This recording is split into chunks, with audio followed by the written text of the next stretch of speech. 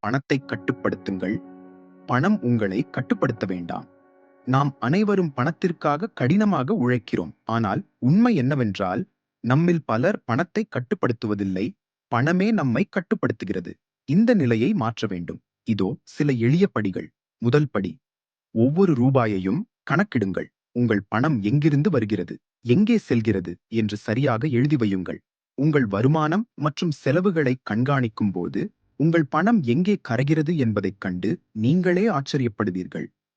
இது உங்கள் நிதி நிலைமையை உணர்ந்து கொள்ள உதவும். முதல் மற்றும் முக்கியமான படி. இரண்டாவது படி, தேவையா, ஆசையா என பிரித்துப் பாருங்கள். எதையாவது வாங்கத் தோன்றும் போது ஒரு கணம் நின்று உங்களையே கேட்டுக்கொள்ளுங்கள். இது எனக்கு உண்மையிலேயே தேவையா அல்லது வெறும் ஆசையா? இந்த ஒரு கேள்வி ஆயிரக்கணக்கான ரூபாயைச் சேமிக்க உதவும். அத்தியாவசிய தேவைகளுக்கு முன்னுரிமை கொடுங்கள். ஆசைகளை கட்டுப்படுத்துங்கள்.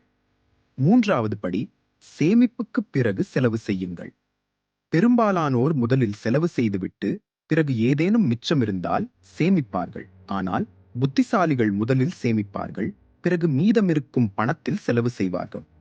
மாதம் 500 சேமித்தால் கூட அது நாளைய வாழ்க்கைக்கு பெரிய பாதுகாப்பாய் அமையும்.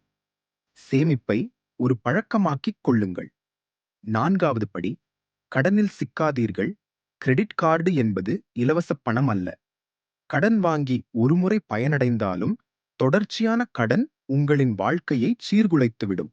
உங்களின் வருமானத்தை விட குறைவாக செலவு செய்யுங்கள். கனவுகளுக்காக கடனில் மூழ்கிவிடாதீர்கள்.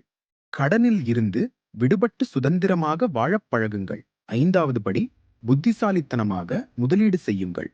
வங்கிக் கணக்கில் சும்மா இருக்கும் பணம் வளராது. எஸ்ஐபி, சிஸ்டமேட்டிக் இன்வெஸ்ட்மெண்ட் பிளான், தங்கம் போன்ற முதலீடுகளைப் பற்றி கற்றுக்கொள்ளுங்கள். அவை எப்படி செயல்படுகின்றன என்பதை புரிந்து கொண்டு முதலீடு செய்யுங்கள். நீங்கள் உறங்கிக் கொண்டிருக்கும் போதும் உங்கள் பணம் உங்களுக்காக வேலை செய்யட்டும்.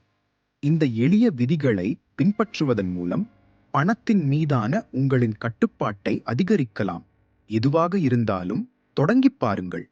உங்களுக்கு வேறு ஏதேனும் நிதி தொடர்பான ஆலோசனைகள் வேண்டுமானால் கேட்கலாம்.